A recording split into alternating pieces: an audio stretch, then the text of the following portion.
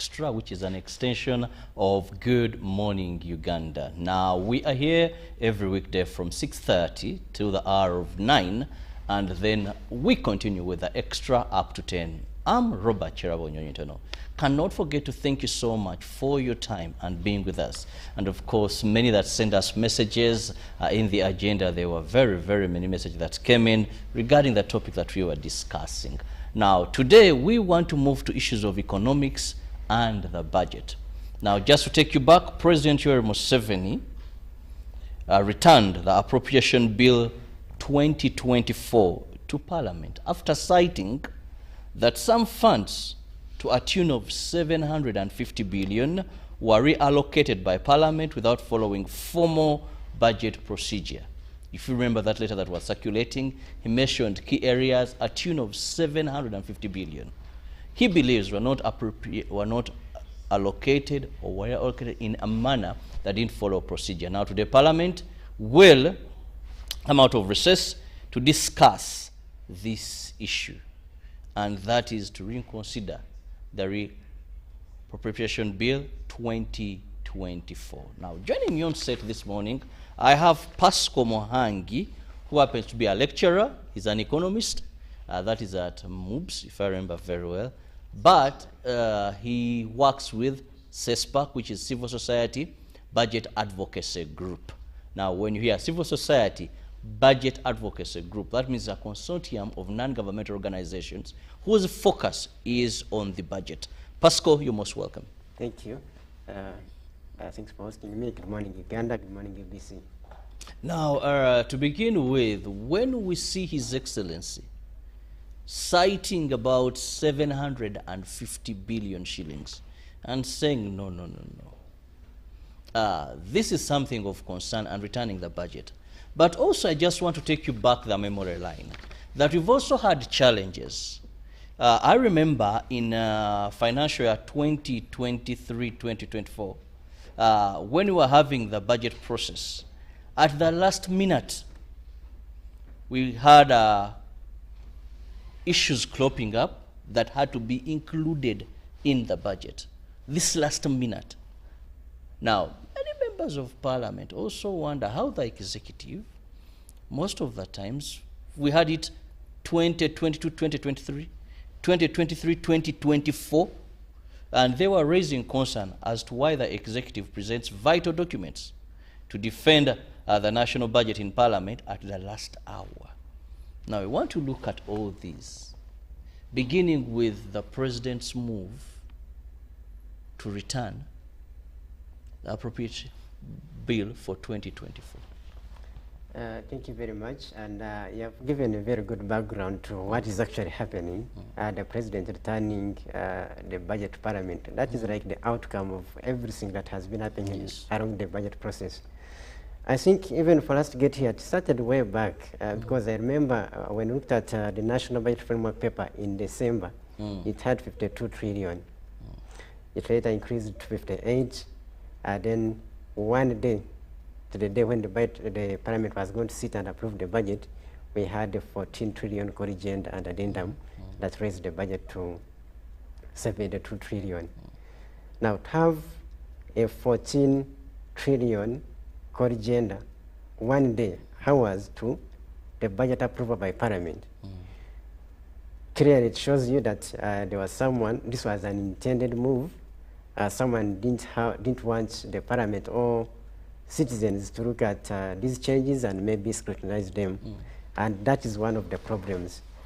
Probably even this 750 billion that the President is citing or flagging could have been put into the budget in that chaos of adding the 14 trillion. Now, legally, is there an objection for a corrigendum to a budget? No. As long or as time limits to when the corrigendum could come in? The time limit, as long as the Parliament has not approved the budget. All permanent secretaries or votes are allowed to make changes or corrections to the budgets they had submitted. But much as it is within the law for you to make changes at any time before approval of the budget, those changes you make are supposed also to be scrutinized and approved by the Parliament. So if you give 14 trillion budget, I was looking at the schedule, the agenda schedule, and it had 112 votes. 112 votes making changes to the budget. And you want the parliament to look at those votes, those changes in less than 12 hours. Clearly, you can see it was impossible for parliament to look at these changes and approve them in a proper manner. And that is why, probably, we are seeing the president flagging this 750 billion that he thinks was approved not in consultation with the executive or not in the proper manner of approving budgets.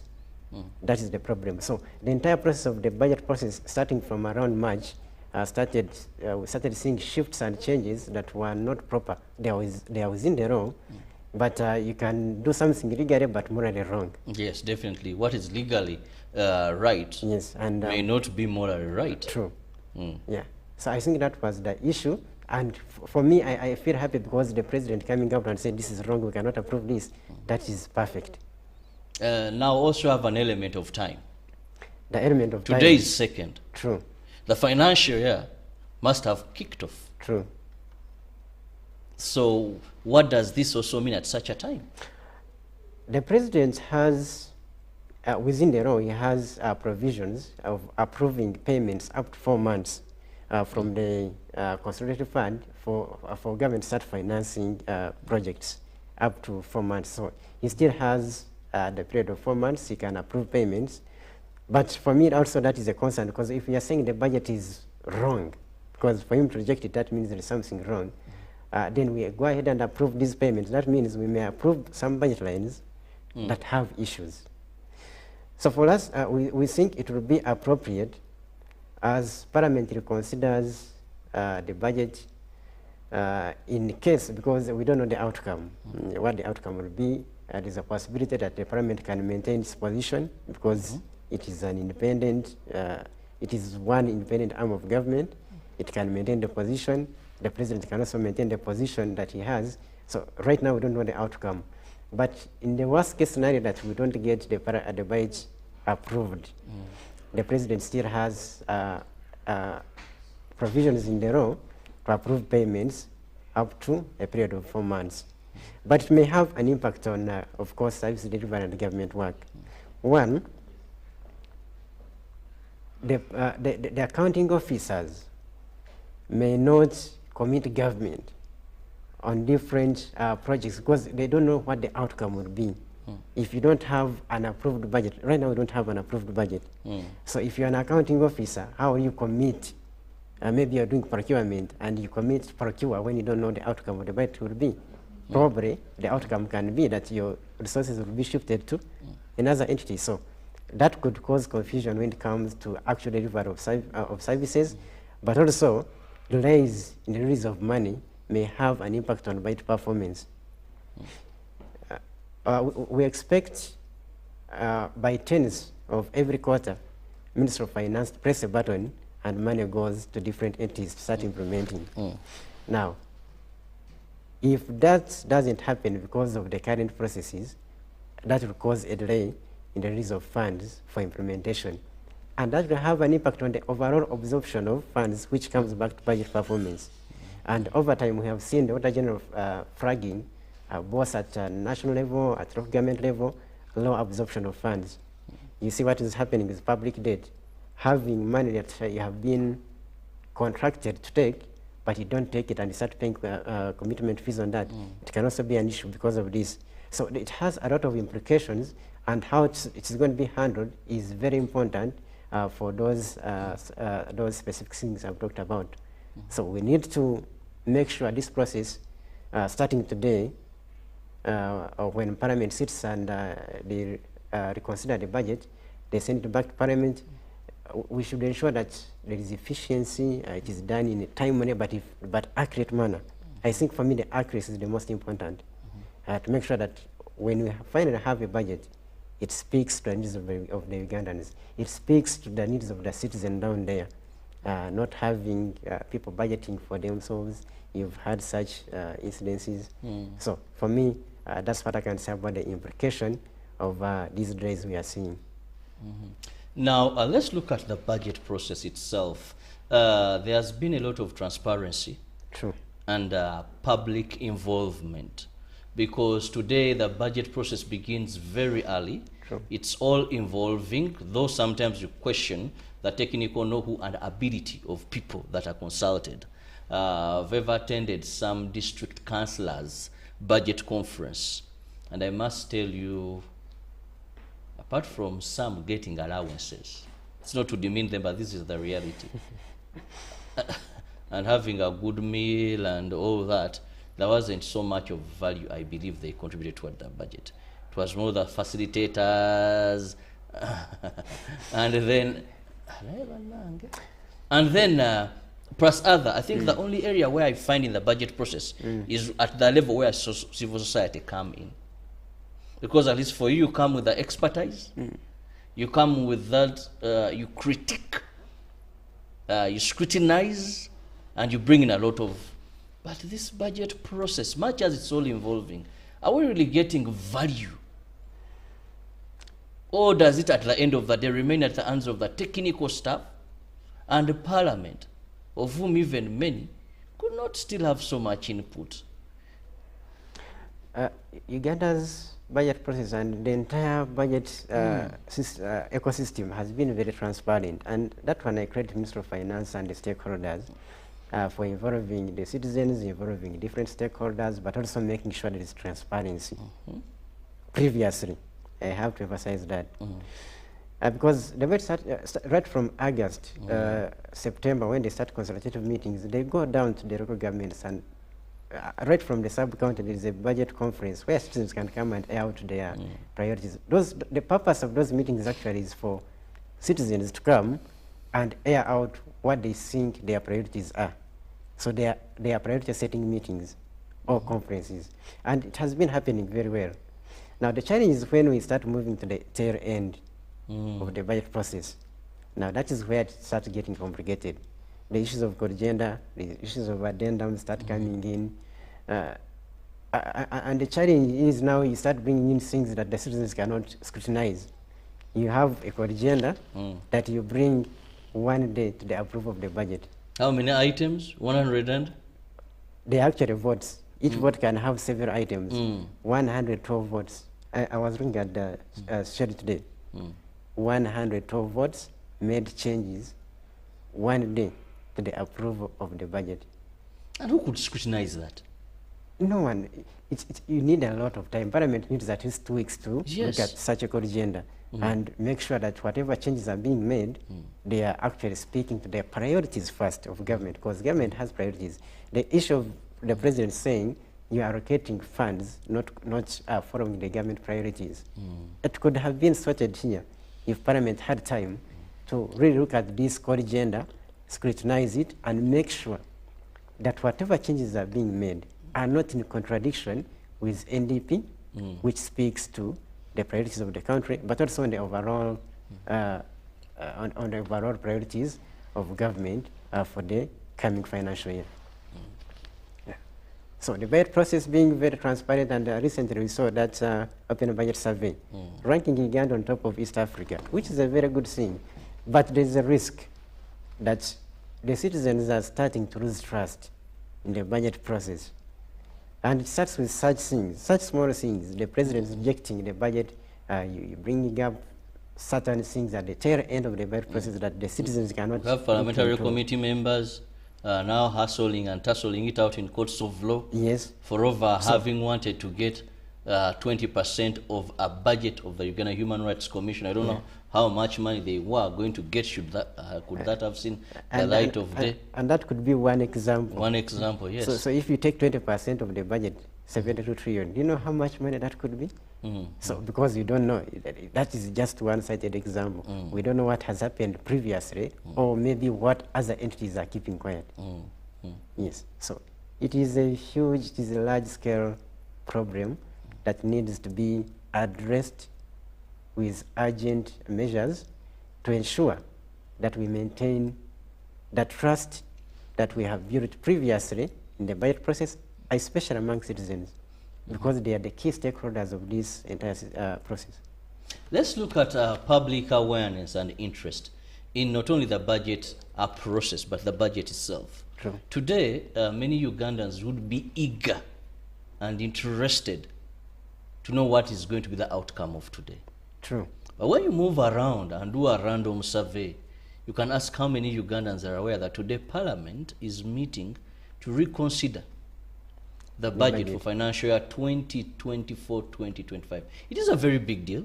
True. But we don't see this in the lives of many Ugandans who are concerned. It remains for CS Bag, for us in the media, for a few maybe who have interest should this budget pass, that I expect if this budget is returned to Parliament and maybe passed as it is, I supplied government, I work with government, but general concern and awareness and interest. I think we would have a divergent view from yours. I think it is public interest. Where you work, because now people know that I work in the budget space, people keep asking you now, what is the outcome of this? What is the outcome of this? What is the impact on service delivery? So I think people are interested. The challenge is that they don't have avenues through which they can maybe show their interest or maybe address their interest to government or Parliament. They don't have those channels. If those channels were there, maybe we could see the public interest. Because people feel they are resigned. They feel like they cannot do anything. And that's why probably you're saying there is no interest. Someone knows that even if I speak, maybe there's nothing that is going to be done. Something like that can cause such a situation where I see people seem not to be interested. But ideally, so everyone should be interested in the budget, because the budget is the most important policy in the country. Can have so many good papers, so many policies. If the budget is not right, all the other policies are not important. The budget has about three importances: the issue of allocation, guiding private sector on where to invest, because it is a signal. The budget sends a signal to the private sector where the government priorities are, and in most cases, that is where the private sector puts the money. So there is a lot of interest in the private sector, there is a lot of interest in the civil society, there is a lot of interest in the citizens themselves, the service delivery recipients. I can give you an example. There is a bridge in Mbarara, Nyakambu. That bridge has been bad for a long time. When this budget was being read, someone called me from there, because he knows me, say, is that bridge in the budget? Someone from the village, have they budgeted for our bridge? Because people have been rotating around it for a very long distance just because the bridge was impassable. You can imagine. That those that have been in the budget consecutively, budgeted for are not. Now that is another case. That is now another level of the problem. Yes. So people have interest. People have interest. And it is government's responsibility to make sure that people's interests are addressed along the budget process. Now, when we look at the budget for the financial year 2024-2025, of course, it's been returned, and we wait for the outcomes from the August House today. True. The president sensed or smelt a rat and said we cannot allow this to happen. The 750 billion, the way they came into the budget, and even the reasons to why we have a tune of this. Some he said, no, we cannot spend these amounts of money on this. We have a number of universities. Why should we give one university this number? And so many gaps that he pointed out. But in your analysis, the budget as it stands today, is it a pro-people budget? Is it a practical budget?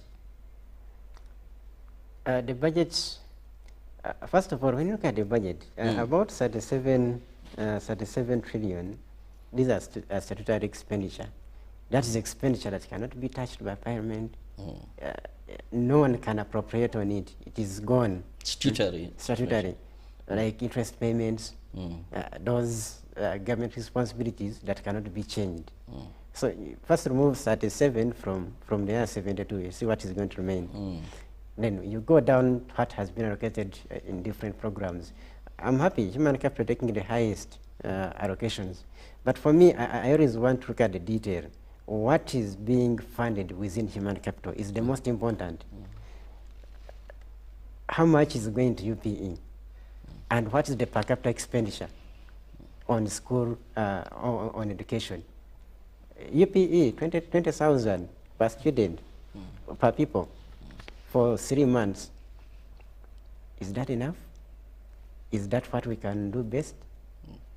Vis-a-vis how much is being put on travel, special meals and drinks?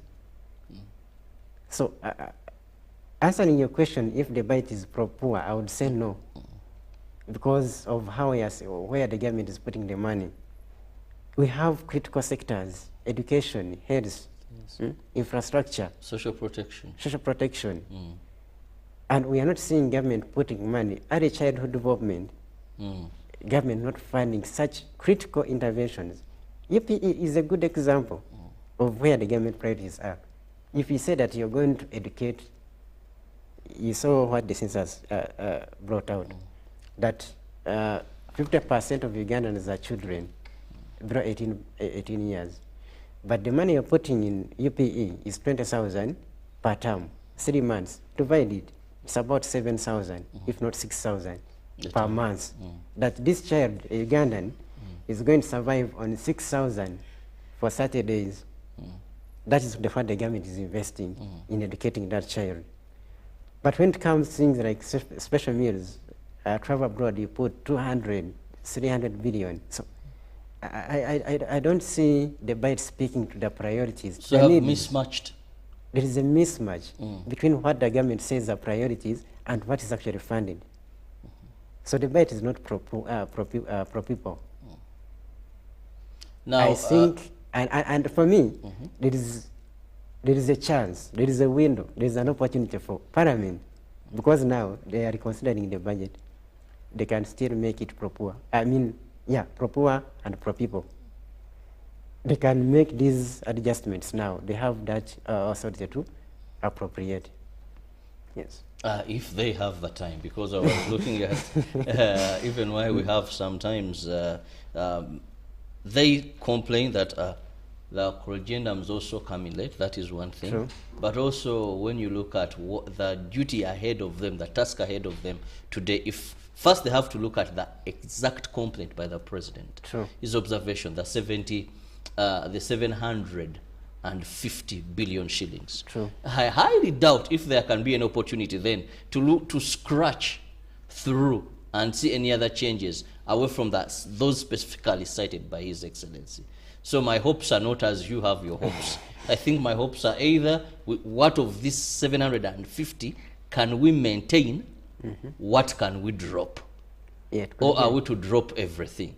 But thinking of any more scrutiny, I highly doubt that can happen. It is Good Morning Uganda Extra. I'm Robert Chirabo Nyonyitono, and I have Pascal Muhanji, who happens to be an economist with CS BAC, Civil Society Budget Advocacy Group, an economist. He also lectures economics in various universities, and we are looking at today where Parliament is resuming to discuss, that is the Appropriation Bill 2024, which was returned to Parliament by the President after citing about 750 billion shillings that he doesn't believe due diligence was done for us to arrive at the tune or to allocate money of that tune by Parliament to the various sector where this money was allocated, and if that procedure was followed. So today we await upon Parliament. The Speaker called them from recess, and we want to see what are going to be the outcomes.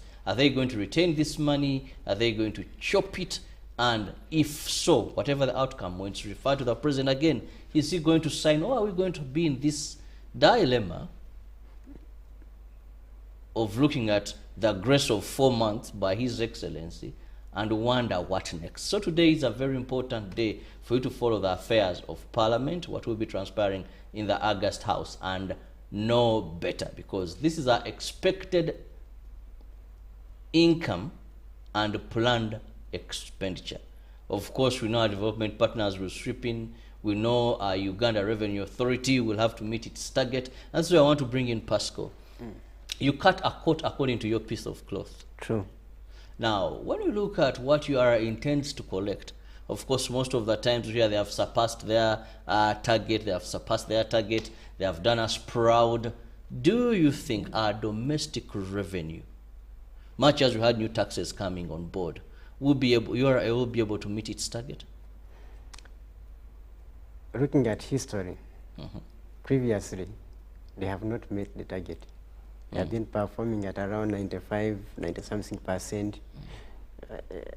I don't remember a year when they have maybe gotten a 101% or maybe 100%. So, URA may not meet the target.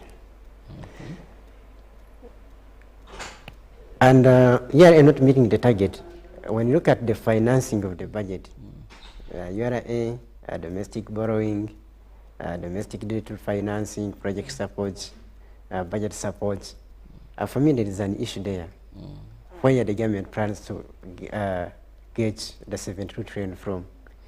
We have domestic borrowing growing from 3 to 8.6 trillion. Government is going to withdraw 8 trillion from within the financial ecosystem of Uganda. That money was there for the private sector that we are going now to borrow and use for government operations. What is going to happen? We are likely to see interest rates going up. Definitely, because every bank or financial institution would prefer doing business with government. True. More than you, an individual. Government cannot afford it. If you borrow to government, you're sure that you're going to be paid back. So if Pascal presented himself to any bank, and when I'm there, government also comes, they'll first attend to government. And for me, I'm more riskier. They'll give me at a higher interest rate. So we are saying we want a private sector-led growth. That's the language of government. But on the other hand, we are increasing domestic borrowing where the private sector growth should be coming from. So in other words, the signal we are sending is that we are going to reduce borrowing or money available for private sector to grow.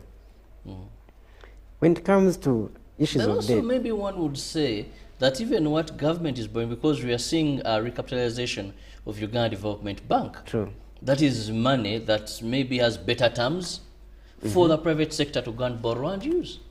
And how many can access it?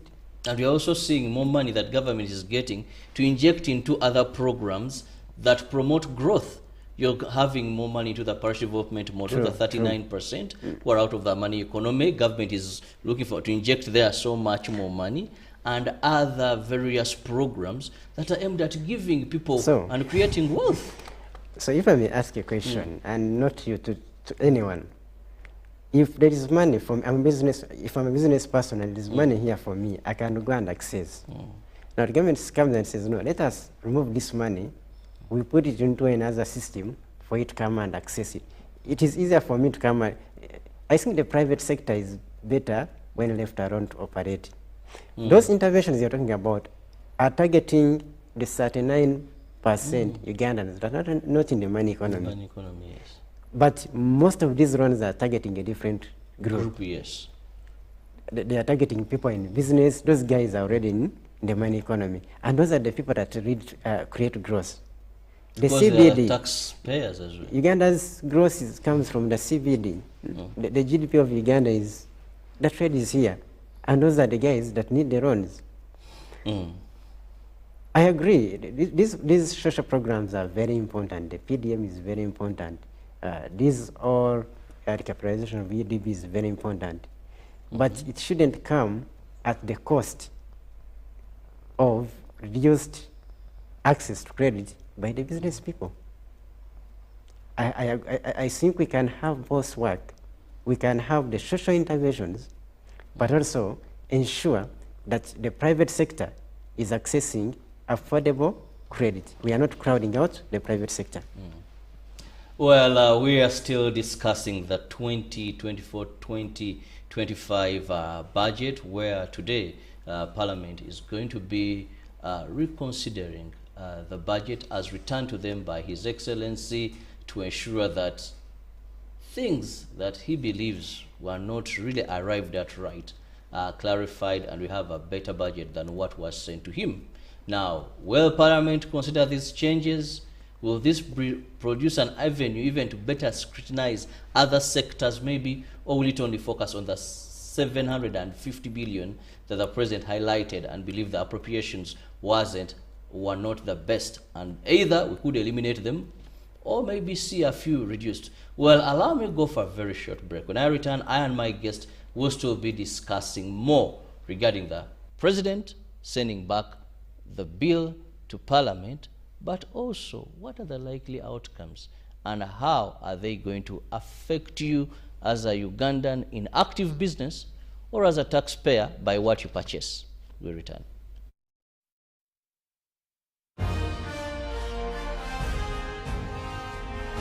Live from UBC Studios in Kampala, this is Good Morning Uganda Extra.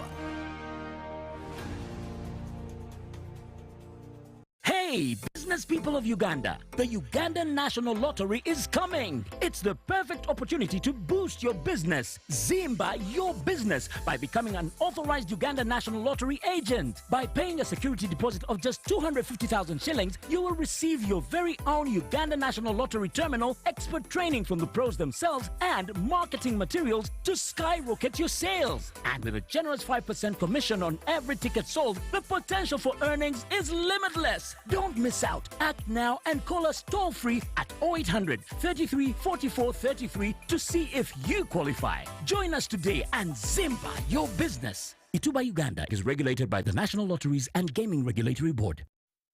Once upon a time, there lived identical twins who gave birth to beautiful princes and princesses. Their mothers gave their babies' bodies a lot of care by applying on their skin with baby Junior jelly.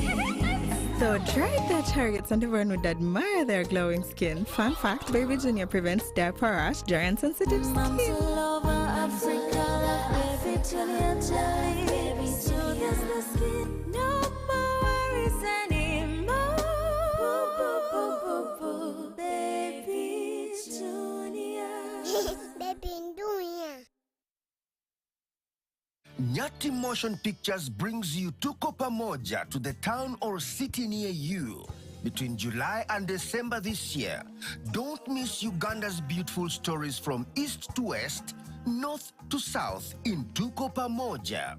Uganda as we see today never had a name. It had the regions that make it. The battle for protecting the sovereign Uganda was lost in Dokolo. Uganda, fortunately for us, is a confluence of all these races, the races of Africa. Bunyoro would have simply created an East African community that we are looking for today. The rulers of Bunyoro are actually Luos. Genetically, we are even similar people. We are one. Use that word pamoja. To get a ticket, call 0778 787 660. Tuko Pamoja?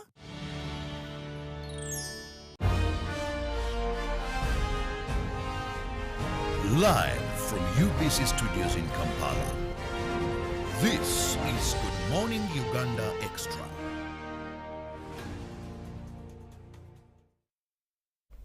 Much thanks for being with us on UBC TV. The Extra, Robert Chirabo Nyonyitono with Pasco Mohanji, who happens to be an economist with Civil Society Budget Advocacy Group. We are discussing the budget for the financial year 2024-2025, knowing that today Parliament will be sitting to consider the areas where His Excellency raised concern and returned the budget to Parliament to a tune of about 750 billion shillings. He believes proper diligence was not done, and also the process. And maybe this money is something that wouldn't be in the budget in the first place. But we wait to see the outcomes of Parliament and what this will mean to you. But even before we go to that, we want to look at still this very budget. For about 3 consecutive years, debt servicing has become an issue. It is something that is taking a big portion of our budget. True. That much as we expect a 72 point something, a big chunk of this money will not go to service delivery, but to debt servicing now. I've spoken to some analysts that say why even we are seeing our budget raising to these very big figures is the fact that we anticipate and expect our first oil to be out by 2025. Now, when we get oil, we automatically know that even if we have borrowed, we will have monies to pay our debts. And of course, this is something that many Ugandans are very hopeful that should we have our first oil, well, borrowing, we have enough money. Once you have oil, we have enough money, you know? But still there is a fear. We've had extensions. Supposing we borrow this much to have this first oil, and I'm not a prophet of doom, come 2025, we cannot have this first oil, yet we're accumulating debt, and we still have to have that this budget may even increase on our debt burden for the next budget. Pascal. Thank you very much, Mr. Chair, for bringing out the issues of public debt and that big assumption that we're going to have first oil come December next year, which is very good if it happens. I think it will be a good thing. It's my prayer. Yeah, and everyone should be up about it. But for me, my concern is, what if it doesn't happen? What is government's plan B? Increase taxes on Ugandans. What is government's so plan B? And we have have seen it in East Africa. Our friends, Kenyans, in the East, Kenyans, the reason they're having challenges, the protests, the finance bill issues, is because of public debt. They borrowed so much for capital projects, SGR, the port, and paying back has been an issue. Last year they almost fell into debt distress. Yes. And this year they tried to increase taxes through the finance bill that caused protests. It was rejected. The other day I saw the President, Ruto, saying that they need to borrow at least 1 trillion Kenyan shillings for them to avoid falling into a debt trap. So they need to borrow to pay back.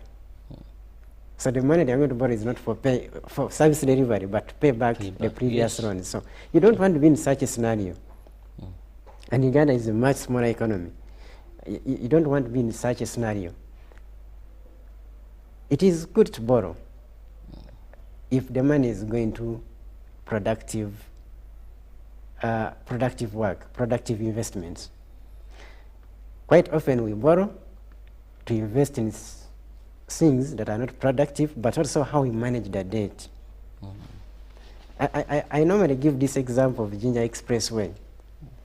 That loan for the Ginger Expressway was contracted about 3 years ago. But since then, no single coin has been drawn from that facility. And what happens every year, we pay with what we call commitment fee. Government pays to the lender and say, no, we still want the money. And prove that we want the money, we are paying this sum of money as commitment. That is money you cannot get back. And Auditor General has been citing out such issues, commitment fees, poor project management. You have cost overruns. A project of 2 years is going for 5 years. You know, this road, the expressway, the Kampala, there's this famous road that has taken over 10 years, yet was supposed to take about 5 years. So such issues, as long as you see a project taking more time, that is a cost to government. And the worst thing is that most of this money is always borrowed for these projects. We are seeing on the agenda, the famous agenda we had, 14 trillion. 10 trillion of that 14 was statutory expenses, which means if you break it down, you find most of it is going to debt repayments. The cost of borrowing is also becoming an issue. First of all, we are seeing increased domestic borrowing. Domestic borrowing is non-concessional borrowing. Definitely. Non-concessional borrowing is borrowing where you're borrowing at a high interest rate with shorter payment periods. One would call them more or less commercial loans. They are commercial loans. Yes. We are seeing an increase in project support. Project support is also mostly non-concessional. We are seeing a significant decline in budget support. Now, budget support is mostly money gotten from bilateral or multilateral lenders, and in most cases, it is concessional borrowing. It is now at 2% of the entire budget. Project support has increased 12%, 12.5. Domestic borrowing, I told you, has increased from 3 to 8.6 trillion. Domestic debt financing has increased from around 9 to 19 trillion. Oh. But also our own benchmarks, the debt service to GDP, the benchmark is 4.5%. That is what the government says we shouldn't exceed this percentage. We are now in 20%, 20 and more. So we have breached our own debt management benchmarks. We are not yet in debt distress, but the direction we are taking, if the assumptions do not work, if the assumption of first order does not work, we are definitely going to be like Kenya. They are struggling so much with their debt, and you can see the challenges they are getting because of that. You saw what happened in the last couple of weeks. So we don't want to be in such a situation because of debt issues. So the issue of debt, the issue of first oil being a very good thing, but also what I can advise government now, because we are already in it. We are not going back. Government is going to borrow because there is no way they are going to finance the budget. Borrow, but ensure there is efficiency in project management. You crack down on corruption. Because you can imagine you borrow money that you're supposed to be paying back on interest, and it is taken and stored in someone's home. That is money withdrawn from the economy. Corruption is very dangerous, that it withdraws money from the economy. Someone gets money and keeps it at home. If it was in the bank, maybe. But money at home is money withdrawn from the economy. It is no longer part of the GDP. So it is not helping anyone. It is not in trade. It is not anywhere. Increase the public debt. Debt servicing has a cost. In economics, we call it the opportunity cost. You see, that too much money you see we are paying in interest could be the money that can work on Kampala roads. Now, that is the opportunity cost of servicing debt. So debt has a very huge cost. Well, I love the way you've explained and given a picture of where we are, and of course prayers therefore are that when we talk about 2025 having our first oil, we do get that oil so that whatever we have undergone in form of loans to ensure that we have that first oil, we have now shock absorbers of the output of the oil. But in case, I don't even want to pronounce that. But we pray we get to that. Now, as we get out of here, Pascal, I want your parting shot, most of focusing in today. We cannot predict. It is in the hands of members of parliament on whether they choose to maintain their position or make some changes or completely do away with the 750 billion. But what is your last message to Ugandans in this dilemma now? My message to Ugandans and most, like the parliamentarians that are going to debate our budget today, whatever decision we make, it should be a people-centered decision. Whatever adjustment that is going to be made on the budget should be a proper and people-centered decision, because those are the people we represent. People-centered budgeting is the message that I can give at Parliament. But also, I would want us to expedite the process in a very fast manner so that we don't affect service delivery that actually impacts the livelihoods of the people that we are budgeting for. So it should be people-centered, but also done in an efficient and fast manner. Well, I just want to thank you so much, Pascal Mohanji from Civil Society Budget Advocacy Group, for your time and, of course, taking us through the budget for the financial year 2024-2025. And what will happen is Uganda Broadcasting Corporation, UBC TV, just stay glued to UBC, because we'll be giving you everything as it happens in Parliament. But also very important to note is, let's always interest ourselves in the economics of our country, because that is the only way we can be able to force our leaders, to hold our leaders accountable on what finally comes out as the budget. See you tomorrow, God willing. Have a lovely day. Keep it with us on UBC TV for God and my country.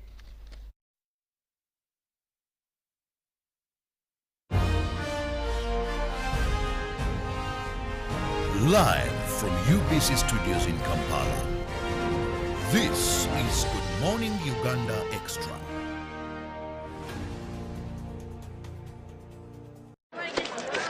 Junko. Yo. Check the shopping, man. What's your secret? Haven't you heard of the parish development model, PDM? Yes, I did, but I thought it was just a talk. No, Sebatia. It is real. I and a few friends together formed a circle, accessed money from the PDM, invested in a portrait project, and now things are moving. Junko. I thought I was one of your friends. You are. But you left me behind. I didn't leave you in poverty. What you do, just visit your LC2 chairperson and your parish chief and start the process of economic transformation. Just like that. Okay. The parish development model is an initiative from the government of Uganda through the Ministry of Local Government designed to transform all lives of Ugandans for the better. PDM, my parish, my development, my life.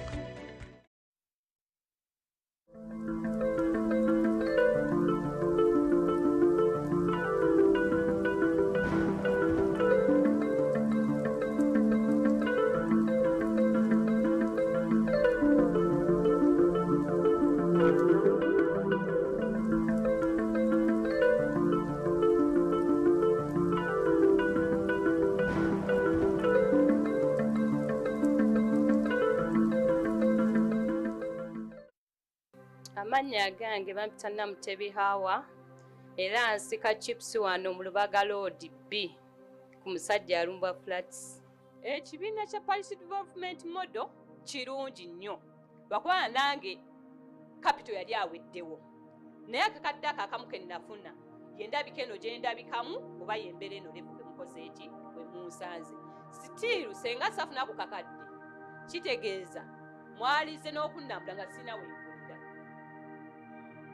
naye era kannyambye olwesenga nti capital okumpi kati abeere nga yali aweddewo negattiriza ku akakakadde okubeera wano wenkola ki wendi era abavubuka mbakubiriza zino sente kale abamu mufunamu okusomoozebwa nga bagamba pulezidenti waffe yatuwa omwaka gumu okuzzayo sente zino ng'ate disitulikiti endala baagiwa emyaka 2 okuzzayo sente nga beemulugunya nga bagamba ffe lwaki ab'e Kampala lwaki ffe be baawa omwaka ogumu okuzzaayo ki sente era tufuna okusomoozebwa kw'amaanyi nti omuntu omugamba buli Friday aleete sente ze ogumu 2 buli Friday kibakaluubiriza nnyo lwakuba bagamba ffe muzeeyi yatugamba sente za mwaka gumu ng'ozizzaayo ng'oteekamu n'amagoba ga 6,000 kati abavubuka kibakaluubiriza ate naffe ne tutuleetera obunkeeke ne tugamba ddala bano abavubuka